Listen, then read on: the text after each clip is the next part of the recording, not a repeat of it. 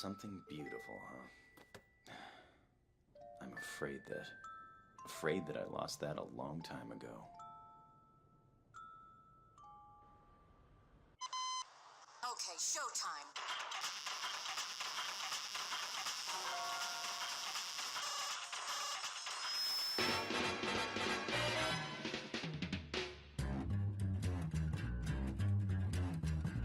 I think it's time to blow this scene. Get everybody in the stuff together. Okay, 3, 2, 1, let's jam.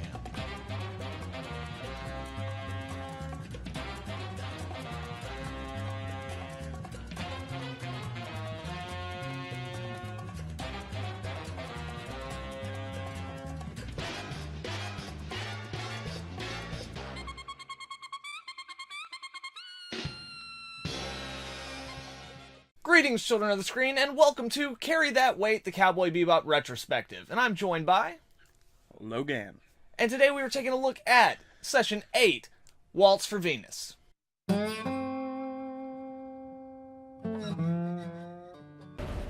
That's right, guys. So, we watched Session 8, Waltz for Venus. And in this episode, it starts off really dope with a plane jacking where the Bebop crew shows up to pick up the hijackers because they have a bounty out on them. And then after that, like, while on the planet, Spike basically gets, like, caught up in this whole underworld thing going on with one of the guys who was on the plane named Rocco, who's kind of a very low-level, like, courier for some kind of, like, local mob on Venus. And basically he's trying to like finagle them so that he can work out some kind of a treatment for his sister who has gone blind due to Venus sickness. And it turns out that actually what he's carrying is a plant called the gray ash, which actually makes the medicine that cures Venus sickness. So yeah, Spike and the Bebop crew, they get drawn into this whole thing, and it's just another great noir episode. So, in general, what'd you think about this one? Super dope. There was some really cool visuals, especially right off the beginning, coming out the gate thing. Yeah. It's super cool. It's a very stylish episode. Yeah, very stylish. The beginning, super cool. Some twist. A little bit of twist. A little bit of twist, really cool. yeah. And then, but yeah, I mean, just overall, like, solid story. Yeah, it's really cool. You, over there! Hey!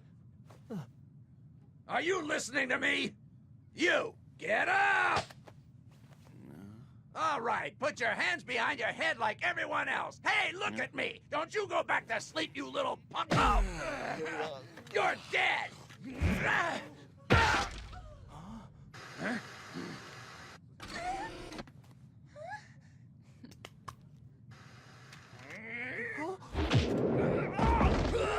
Sorry about that. Don't move! Huh? Think again, my precious bounty heads.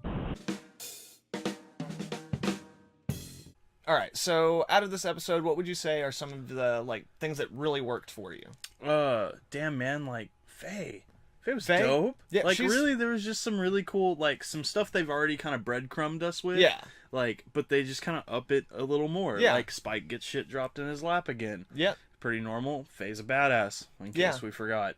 And Faye doesn't actually have a whole lot of screen time, but the screen time she does have in this episode... they just sell it. Yeah, she's just a badass the whole way through. Sells it. Which, again, is really nice for, like, you know, some episodes she's more vulnerable, some episodes she's more of a badass, so it really does help create, like, a character who, like...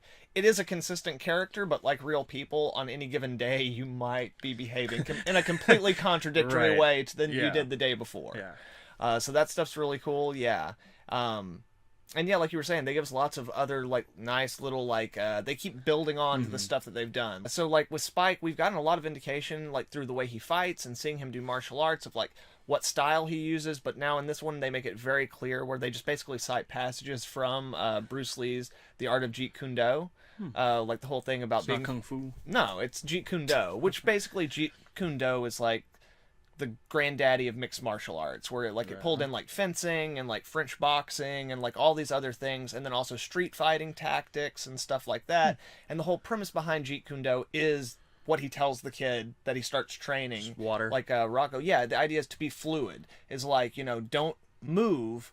Like, allow yourself to be moved, you know, and then allow your body just to flow into it naturally. You have to be adaptive, essentially, is the idea. And that the idea of being, like, passive as opposed to aggressive, like helps you Also calm. yeah, and that's what I mean by like Yeah. being passive instead of aggressive, so that like basically you let a threat come to you and you deal with it as opposed to like running out to meet it head on. Yeah. Which is also great because like we actually see that despite Spike's initial like fighting style being based in Jeet Kune Do, his personality is totally one that raises out head first to like confront his problems. Right.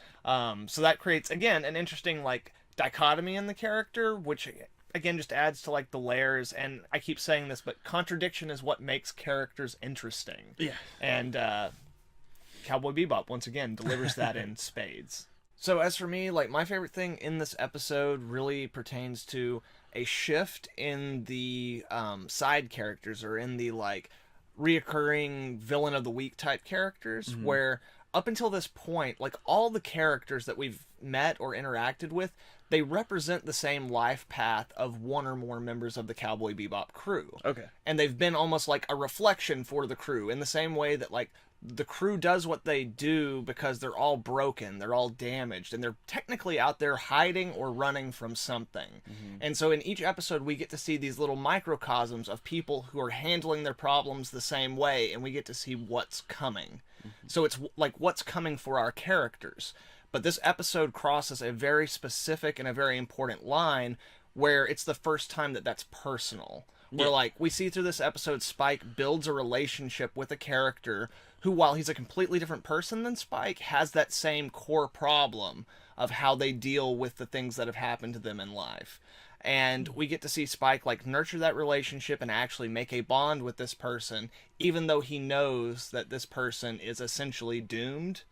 And then we get to see the payoff for that, which again is a representation of Spike's overall journey. There are a lot of elements in the relationship between Rocco and his sister Stella that are similar to what we end up learning about the romantic relationship between Spike and Julia. Yeah, this flashback of this woman that we don't know a whole lot about. Exactly. So it's actually a very subtle shift in like the subtextual narrative that's happening, where like we're building up to a point where these characters will confront their problems head on. In fact, in just a couple of episodes in Jupiter Jazz, we get another confrontation between Spike and Vicious. And like, again, like it's just these tiny shifts that kind of lead us through the character arc. And this episode, while it doesn't really seem like an important episode, actually serves a very vital function to the flow of the series overall. Yeah, I didn't even feel the, what would you say, like the subtextual there, Yeah. but I could definitely feel that there was a difference. Yeah. Like before we had these slightly redeemable villains, like you had these villains that were scumbags, like the little young kid and stuff who did end up dying and wasn't really redeemable. But here, like, we get a guy that we started kind of caring about get straight murdered, and that was kind of an oh snap moment. Like there's cost. There's and they even seriousness like here. gave the character a arc kind of by getting him to employ the moves Spike had taught him. And then like literally at the moment right when you have that they shoot him down. And like it's really, again, like it's a cold hard smack in the face for Spike of like, you know, shit. Oh yeah, that's what life is. Right. And that's very, very important. And again, there's a lot of other little things like that in the episode that they're kind of have peppered in there. But I think that's the most important and probably my favorite out of this, is just actually seeing not just someone who Spike can empathize with, but someone Spike is connected to in a very personal way. Even though it's only been a short time that the relationship has been like developing, but you can tell that Spike cares about this guy and sees the good in him, despite the fact that he's kind of a screw up. And he legitimately wants the best for this guy and his sister, and then you see all of that like hope just ripped away from him. It's fucking... Sister does get her sight back. She does get her sight back, but at the same time, things are still broken. You know? Right. So, again, it's kind of heartbreaking, but fucking awesome. Rocco!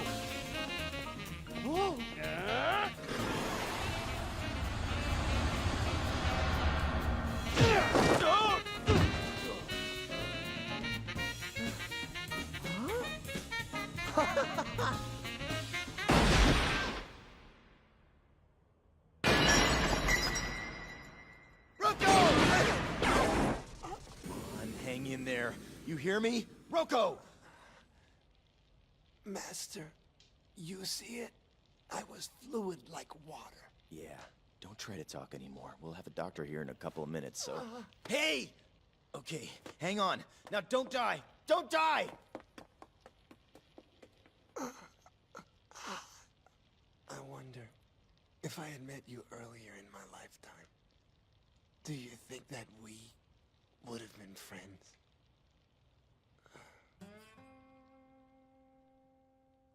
So, was there anything in the episode that didn't really work for you, or just kind of like bothered you? No, not really. Like I said, a lot of the visuals, everything still works with me really well in this show. It's a good episode.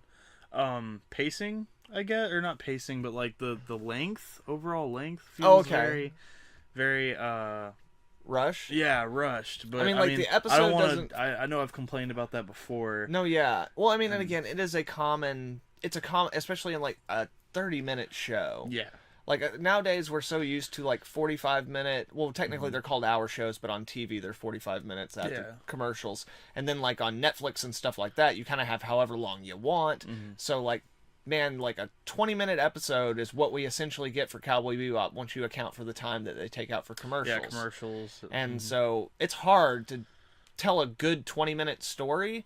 And they managed to do it consistently, but at the same time, you're right, there's a lot of stuff that has to get put to the wayside in order to achieve that. Yeah, like our relationship with Rocco. Like, yes. You still get the oh shit moment from it, but it doesn't feel near as deep as it could have with a little more time with the characters. Yeah, like the only reason it really does to me is the sister. Yes, they brought the sister in. Right, and again, they're very good about the time that they use and how they use it. But yeah, it's true. If we had like an extra 15 minutes to this episode where we could get to know them a little bit better, as well, one of my biggest issues in this episode is the gangsters in the episode. We know their names and like they're introduced to us, but they're not really developed. And in truth, like we don't really know if are they supposed to be a threat? Are they supposed to be more comedic style gangster characters? Like. And I think that, like, while the episode works really good, it's a good episode, there are certain elements, like the final confrontation or these guys going after Rocco, where if we had a better sense of who the characters were, there would be more, like, tension, and we'd be more invested in him, like, getting away, so that whenever he eventually doesn't, I think it would give us more of the impact that Spike has. Yeah. Like, if you had more time with him and more time with the gangsters, then I think we would feel more of what Spike's feeling instead of just watching him go through it, you know? But yeah, overall, like, and again, there's a lot of other little things in this episode and really the whole series where, like, you can say it's a problem, but a lot of it is just like, well, how do you get from A to B in 20 minutes and do that? You know, it's like, you can't. You can try, but you're going to end up with a messy, choppy piece of garbage episode. And we're also not trying to do the same thing over and over again every episode. Right. But still keep an overall theme. No, yeah, because the show is very archetypal for many of the episodes, and it is, like, they use repetition and kind of, like, circular, repetitive, like, themes, visual themes and stuff like that in order to reinforce character development and, like, development of the universe that the world, like, the whole show takes place in. So you have to be really careful not to make every episode feel like the same thing. Yes. And they do a great job of that. So hands down. Really, we're just nitpicking here. There's a lot of things that they could have done differently, but man, for a 20-minute episode that they cranked out 26 of, and they all feel separate and unique and different, like, that's one hell of a feat. Right on, guys. So those are our thoughts on Session 8 of Cowboy Bebop, Waltz for Venus. So, would you still recommend this show? Of course. Of course. Haven't had any bitches yet. No, yeah, man. If y'all ain't on this show, get on that shit now. It's just that I never got to see Rocco once with my own eyes. Hey, what was he really like? You know better than anyone, without looking. He was a terrific guy. Exactly the person you thought he was.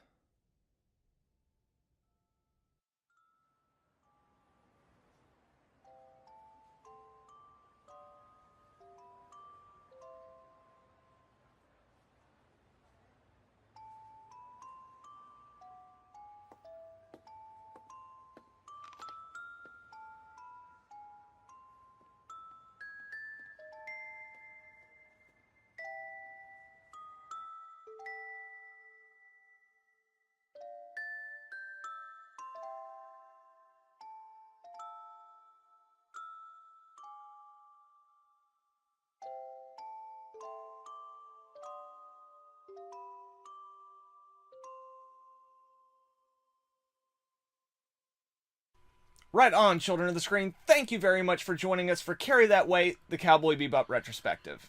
Later, guys. And if y'all enjoyed this video, please leave a like and share it with some friends. Also, if you're not subscribed, please subscribe and hit that little bell so you can get updates on all the dope content we'll have coming out in the future. Furthermore, guys, if you'd like to follow me on Instagram or Twitter, I will have the link for that in the description below. Hope you all have a good one. Nerd Scum, out! That was horrible. Nerd Scum, out!